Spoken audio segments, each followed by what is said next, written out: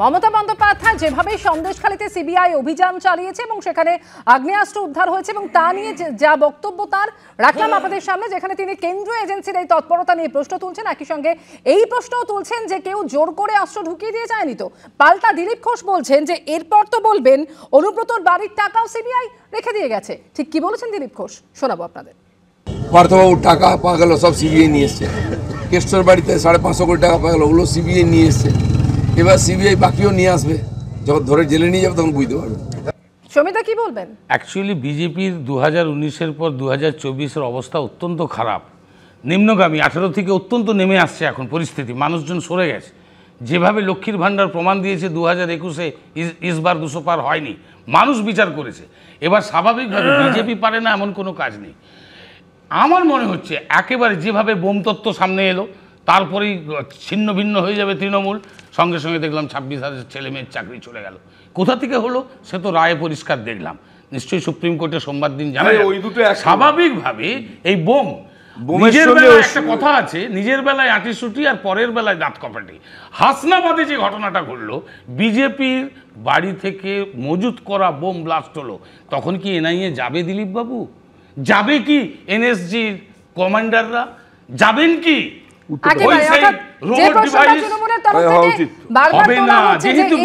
যেখানে বিজেপি নেতার ভাইয়ের বাড়িতে বিস্ফোরণের ঘটনা ঘটলো, একই তৎপরতা দেখা যাবে তো?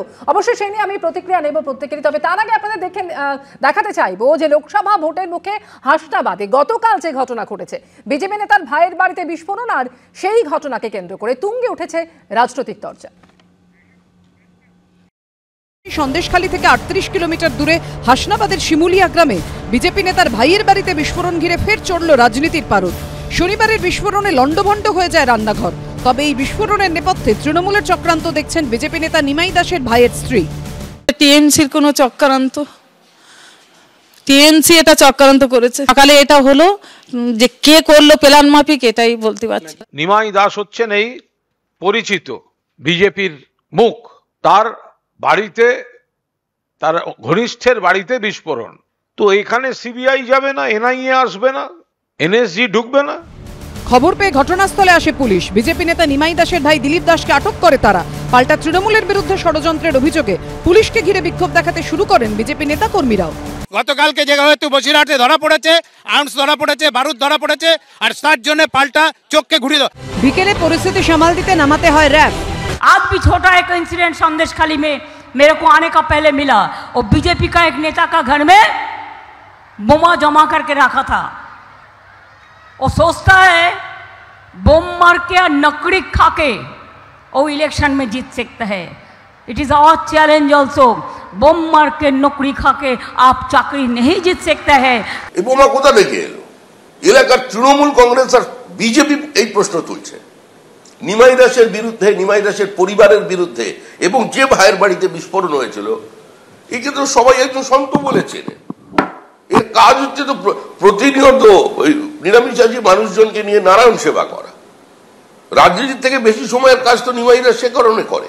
সেই নিমাই দাসের ভাইকে আজকে তার বাড়িতে বোমা ফাটিয়ে সন্দেশখালী থেকে যে জিনিসপত্র উদ্ধার হচ্ছে শেখ শাহজাহানের, সেই পুরো ঘটনার গতিমুখকে অন্যদিকে ঘুরিয়ে দেওয়া হচ্ছে। পুলিশ সূত্রে দাবি 2018 সালে বোমাবাজির মামলায় গ্রেফতার হন বিজেপি নেতা নিমাই দাস ও তাঁর ভাই দিলীপ দাস।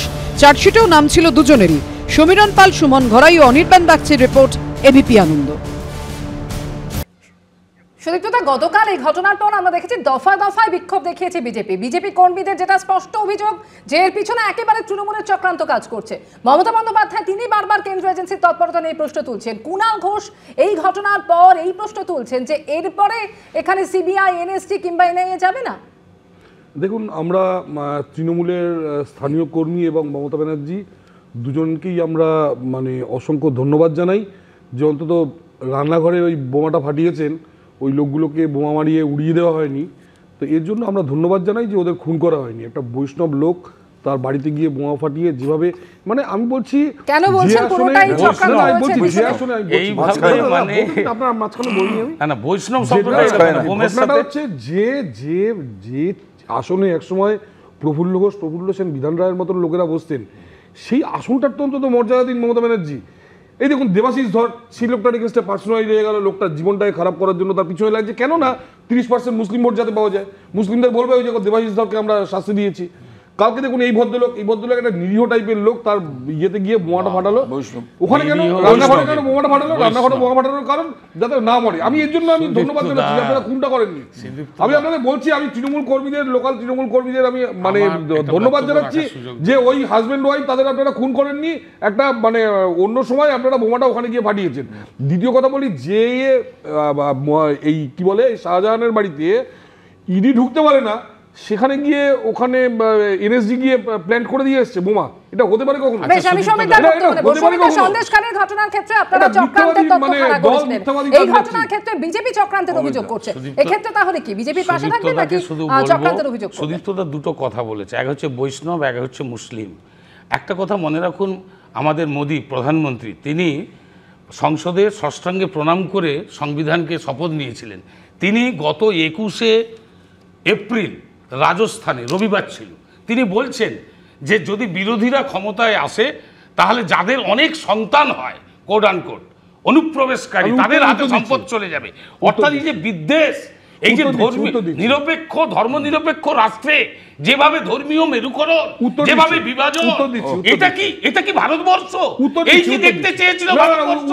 এই তারাই বাংলায় রামনবমীর নামে মুঙ্গের থেকে হাতে অস্ত্র আদালত বারণ করছে, আদালত বলছে। বেশ, আমি প্রত্যেককে একটু যে খবর আমরা পাচ্ছি সেই খবর দর্শকদের জানাবো যে গতকাল যে ঘটনা ঘটেছে, অর্থাৎ হাসনাবাদে বাড়িতে বিস্ফোরণের ঘটনা, সেই ঘটনা এবার এক বিজেপি কর্মীকে গ্রেফতার করলো পুলিশ। বোমা বিস্ফোরণই হয়েছে বলে পুলিশ দাবি করছে। ধৃত দিলীপ দাসের দাদা নিমাই দাস বিজেপি নেতা। গতকাল দিলীপের বাড়িতে বিস্ফোরণ ঘটে, গুরুতর জখম হন এক মহিলা। ধৃত বিজেপি কর্মীর বিরুদ্ধে বিস্ফোরক আইন সহ একাধিক ধারায় মামলা রুজু করেছে পুলিশ এবং আজকে তাকে বসিরহাট মহকুমা আদালতে পেশ করা হবে। সমীরণ পাল প্রতিনিধি রয়েছেন। সমীরণ, এবার একজন বিজেপি কর্মীকে গ্রেফতার করলো পুলিশ। একেবারেই যেটা গতকাল রাতে তাকে গ্রেফতার করা হয়েছে দিলীপ দাস, এবং সে হচ্ছে বিজেপি নেতার ভাই, এবং সেই ঘটনায় গতকালই তাকে আটক করা হয়েছিল এবং তার বিরুদ্ধে অস্ত্র মজুদ সহ বোমা মজুদ সহ একাধিক ধারায় অভিযোগ আনা হয়েছে এবং তাকে আজকে বসিরহাট মহকুমা আদালতে পেশ করা হবে। তার পাশাপাশি যেটা জানা যাচ্ছে, গতকালই ফরেন্সিক বিশেষজ্ঞ দল এসেছিল, নমুনা সংগ্রহ করেছে এবং তারা জানিয়েছেন যে একটা বিস্ফোরণের এই ঘটনা ঘটেছে এবং পুলিশ জানিয়েছে যে বোমা পেটেই বিস্ফোরণ হয়েছিল। তবে বোমাটি কোথায় রাখা হয়েছিল, বোমাটি কে রেখেছিল সে ব্যাপারে তদন্ত করছে হাসনাবাদ থানা পুলিশ। তবে ইতিমধ্যে দিলীপ দাসকে গ্রেপ্তার করা হয়েছে, আজ তাকে বসিরহাট আদালতে পেশ করা হবে। ধন্যবাদ সমীরণ। অর্থাৎ যে খবর পাওয়া যাচ্ছে, হাসনাবাদে বাড়িতে বিস্ফোরণের ঘটনায় বিজেপি কর্মীকে গ্রেফতার করলো পুলিশ। আমি সুদীপ্তদার কাছে আলোচনা এখান থেকে আসবো। সুদীপ্তদা, বিজেপির তো স্পষ্ট অভিযোগ ছিল যে তৃণমূল রয়েছে পিছনে, চক্রান্ত রয়েছে তৃণমূলের, এখন বিজেপি কর্মীকে গ্রেফতার করলো পুলিশ। দেখুন, প্রথমে সমীরদার কথার উত্তরটা দিই। কংগ্রেসের ম্যানিফেস্টোতে ক্লিয়ারলি লেখা আছে যে কার কত টাকা আছে তারা সমীক্ষা করবেন এবং সেই টাকাটা তারা ডিস্ট্রিবিউট করবেন। আমাদের পূর্ব অভিজ্ঞতা থেকে আমরা দেখেছি দেশ বিভাগ এবং পরবর্তীকালে ভূমি সংস্কারের সময় এই কংগ্রেস দল হিন্দুদের জমি এবং হিন্দুদের সম্পত্তি নিয়ে ভাগ করে মুসলমানদের দিয়ে দিয়েছে। আমি আবার বলছি, যদি মনে করেন যে হিন্দুদের 2টো ছেলে আছে এবং যার 15টা ছেলে আছে, হিন্দুদের সম্পত্তি নিয়ে আপনারা সেই তাদের দিয়ে দেবেন, আমরা কখনো সেই জিনিস আদায় করবো না। আমি বলছি কখনো সময় আপনারা হিন্দুদের সম্পত্তি যেভাবে চুরি করেছেন, আমরা ভবিষ্যতে আমি এই জায়গা থেকে একটু গৌতম তার প্রতিক্রিয়া নেব। আগ্নেয়াস্ত্র দাপাদাপি, সেটা সন্দেশখালী হোক বা হাসনাবাদ, কিছুদিনের মধ্যেই তো এই সমস্ত জায়গায় নির্বাচন রয়েছে, আদৌ সেটা শান্তিপূর্ণভাবে সম্ভব? না, আমি তো আগেও আপনাদের বললাম, এখনো বলছি, কথা রিপিট করছি যে পশ্চিমবঙ্গ বারুদের স্তূপের ওপর বসে আছে, কোনো সন্দেহ নেই।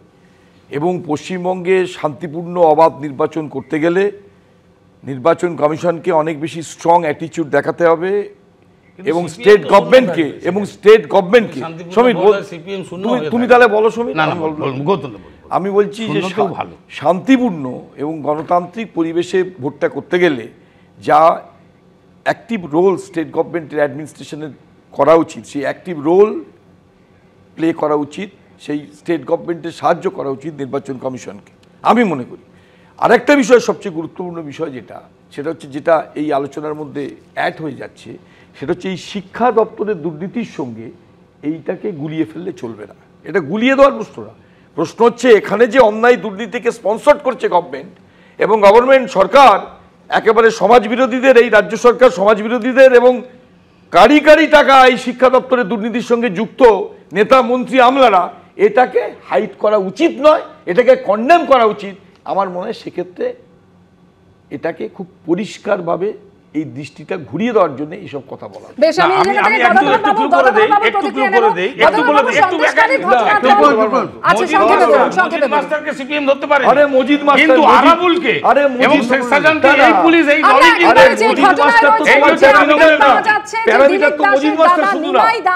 তাকে পুলিশ গ্রেফতার করেছে, এই জায়গা থেকে গদাধর বাবুর প্রতিক্রিয়া নেব। গদাধর বাবু, সন্দেশখালীর ঘটনার পর আমরা দেখেছিলাম শেখ শাহজাহানকে গ্রেফতার করতে রাজ্য পুলিশের 56 দিন লেগে গেছিল, আর গতকাল এই ঘটনা ঘটেছে এবং আজকে গ্রেফতারি। এই ক্ষেত্রে না, সেটা পুলিশের শুনুন, পুলিশ একটা স্পেসিফিক ইনসিডেন্ট হয়েছে, সেখানে একটা বোম ব্লাস্ট হয়েছে এবং সেখানে অ্যাকশন নিয়েছে। পুলিশ তার অ্যাকশন নিতেই পারে এবং এই নিয়ে কোনো আলোচনার কোনো বিষয় নেই। পুলিশ এখন এটা বিচারের ব্যবস্থা, এখন কোর্টে ফরওয়ার্ড করবে, দেখবে এবং এভিডেন্সিয়াল ভ্যালুর উপরেই নির্ভর করবে, নাম্বার 1। নাম্বার 2, আমি একটা কথা বলতে চাই, এই ইনভেস্টিগেশন নিয়ে কথা হচ্ছে যে পুলিশ ইনভেস্টিগেশন সন্দেশখালীতে কেন করলো ইলেকশনের সময়। আপনার কি ক্রাইম ইনভেস্টিগেশন কি কোনো জায়গায় চোরকে ধরতে গেলে বলে যেতে হবে যে কবে যাব কি না? কোন আইনে লেখা আছে এটা? আপনাকে বলুন যে এই আইনে লেখা আছে বলে যেতে হবে। ইলেকশনের সময় কোনো জায়গায় হাইকোর্ট অর্ডার দিয়েছে, অর্ডারের অ্যাকশন নিচ্ছে সিবিআই। শুধু ভোটের সময় প্লিজ ডোন্ট টক, সব সময় কথা বলবেন না, আমার কথার সময় কথা বলবেন না, আমি পলিটিক্যাল কথা বলছি না, সব সময় মেলাইন করে এটা দেখছো কেন? সব সময় মেলাইন করে দেখছো, প্লিজ না, ওয়ার্নিং দিচ্ছি, warning, this warning for you. কোন রাজ্যে হচ্ছে না কেন? উঠে চলে যাবো, একটু থাম, উঠে চলে যাবো, বলুন না, উঠে চলে যাবো, আমি পলিটিক্যাল কথা বলি না কেন? আপনি আপনার বক্তব্য কমপ্লিট করুন। সুতরাং এই যে আপনাকে এই যে ইনভেস্টিগেশনটা কোর্ট ডাইরেকশন দিচ্ছে এবং কোর্টের ডাইরেকশনে সিবিআই করেছে, এবং এই যে আজকে দেখবেন যে ইলেকশন কমিশন 4টে আপনার এই যে মাসেল পাওয়ার বলে, তার মধ্যে একটা আছে মিস ইনফরমেশন বলে একটা চ্যাপ্টার আছে। মিস ইনফরমেশন কী হচ্ছে? পুলিশ গেছে প্রত্যেকটা সিবিআই লিগেল ফর্মালিটি অবজার্ভ করে উইটনেস নিয়ে সেখানে কাকে রাখবে সিবিআই। প্রায় 26,000 চাকরি বাতিল, সোমবার সুপ্রিম কোর্টে যায়নি শুনানি। হাইকোর্টের রায়কে চ্যালেঞ্জ করে সুপ্রিম কোর্টে মামলা, সুপ্রিম কোর্টে যায় রাজ্য সরকার।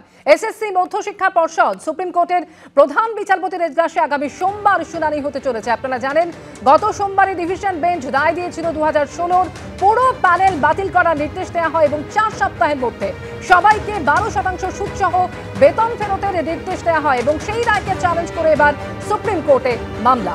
এ নিয়ে আলোচনায় আসবো। সমীর দা, এই শিক্ষক নিয়োগ দুর্নীতি মামলা যার সুপ্রিম কোর্টে শুনানি রয়েছে আগামী সোমবার, এবং এই নিয়ে আমরা গত কয়েকদিনেও দেখছি প্রধানমন্ত্রী রাজ্যে প্রচারে এসেও বারবার এই শিক্ষক নিয়োগ দুর্নীতি মামলাকে হাতিয়ার করেছেন।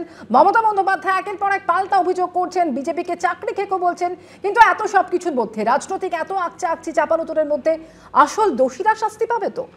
না, সেটা তো বিচার ব্যবস্থার মধ্যে যা ঠিক হবে, কিন্তু যে রায় বেরিয়েছে এটা তো ফুল বায়াসড এবং বিজেপির এটা বুমেরাং হবে এই ভোটে। তার কারণ পরিষ্কার এসএসসির চেয়ারম্যান 3 বার 2023-এর 18ই ডিসেম্বর, 20শে ডিসেম্বর, 5 জানুয়ারি 2024 3টে হলফনামা হাইকোর্টে জমা দিয়েছে। 9-10-এর জন্য 811টা যারা অযোগ্য, 11-12 993, গ্রুপ সি 1133, গ্রুপ ডি 2313। অর্থাৎ তারা পরিষ্কার করার পরে যারা 19,000 যোগ্য তাদের চাকরি, তাহলে রায় কিসের? সিবিআই তদন্তটাই বা কিসের হলো এতদিন ধরে? কেনই বা এতদিন জেলে আছে সেই শিক্ষামন্ত্রী প্রাক্তন? এতগুলো তাহলে তদন্তটা যে এটা কি মানুষ তো যায় জনতার আদালত যদি সুবিচার পায়, আদালতের কাছে এটা কি রায় হলো বলুন। বলবেন আপনি, বলে চালিয়ে যান না, আপনি বলুন সুদীপ্ত, চালিয়ে যান আপনি, চালিয়ে যান, চাকরি দেবেন কি করে? বলে সেইটা আমরা চুপ করে আছি, আপনি একা বলে যান। আপনি আর কাউকে বলতে দেবেন না, একা বলে যাবেন। বিজেপি তো কোথাও দেয়নি, না, 2 কোটি আপনি করে অসভ্যতা চাকরি করে যান দেবে না, বলে, আপনি 15 অসভ্যতা লক্ষ করে টাকা যান না। করে টাকা দেবে বলে, তাতে এই যে প্রমাণিত মিথ্যা হয়ে যাবে যে প্রতিশ্রুতি। আপনারা Please, please, আপনি একেবারে যত প্রমাণিত হবে যে আপনারা চোর নয়। ব্যক্তিগত আক্রমণ নয়, একার বক্তব্য বলবেন। আপনি অন্যের মাঝখানে কথা বলুন, প্রমাণিত হবে। আপনি যত অন্যের মাঝখানে কথা বলবেন তত সুদীপ্ত দা মূল আপনারা বক্তব্য, চুরি করেন, সুদীপ্ত দা মূল তত বক্তব্য। মনে হবে যে আপনারা চুরি করেন। আমাকে 26,000-এর পাশে দাঁড়াবেন। প্রথম কথা হচ্ছে, মমতা ব্যানার্জি নিজে আইন করেছেন যে 10 বছরের জায়গায় 1 বছর ওই খাতাগুলো রেখে ডিস্ট্রয় করে দেওয়া হবে। ফলে এই পুরো জিনিসটার পিছনে যদি কেউ থেকে থাকেন তবে তিনি হলেন মমতা ব্যানার্জি।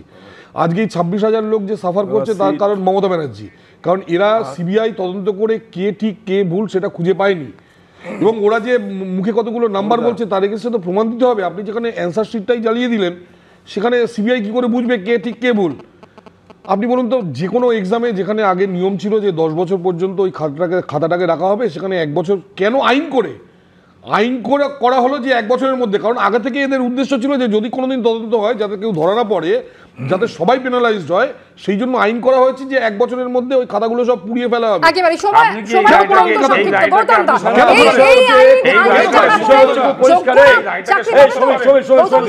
এসব রায়ের কথা রাখো। আসল কথা হচ্ছে শিক্ষা নিয়ে যে অন্যায় দুর্নীতি হয়েছে এটা রাজ্য সরকার অস্বীকার করতে পারে না, এবং রাজ্য সরকার এন্ডোর্স করেছে এই অন্যায়কে এবং দুর্নীতিকে। প্রথম কথা হচ্ছে, যখন হাইকোর্ট বলেছিল ওএমআর সিট, সেই ওএমআর সিটটাকে একদম ডিস্ট্রয় করা হয়েছিল, সিবিআই সেটাকে একেবারে টেম্পারাইজ করেছে, অ্যাবসলিউটলি টেম্পার করেছে। গত সোমবার হাইকোর্টের বিশেষ বেঞ্চের রায়, যার এগেইনস্টে যে রায়কে চ্যালেঞ্জ করে এই মুহূর্তে সুপ্রিম কোর্টে দ্বারস্থ রাজ্য সরকার। আগামী সোমবার যে মামলার শুনানি রয়েছে, কিন্তু এত আইনি টানাপোড়েনের মধ্যে যোগ্যরা চাকরি পাবে তো, এবং আসল দোষীরা কি শাস্তি পাবে, এই প্রশ্ন কিন্তু কোথাও থেকেই যাচ্ছে।